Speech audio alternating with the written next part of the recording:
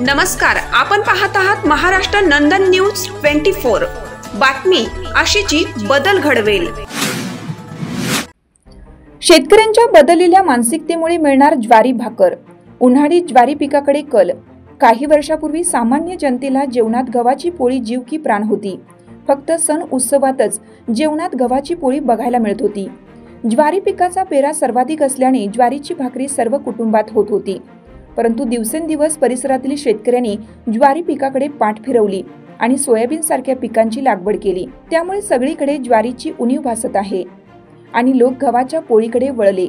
सध्याच्या स्थितीत खूपच बोटावर मोजता येईल इतक्या घरात ज्वारीची भाकरी बघायला मिळते, ती पण कुटुंबातील एखाद्या म्हाताऱ्या व्यक्तीच्या आग्रहाने। अगोदरच्या काळात ज्वारीची किंमत खूप कमी होती, तर गव्हाची किंमत गगनचुंबी आणि आवाक्याबाहेर होती। या उलट परिस्थिती निर्माण झालेली असून एकेकाळी बेभाव असणारी ज्वारी आज किमतीमुळे प्रतिष्ठेची ठरली आहे।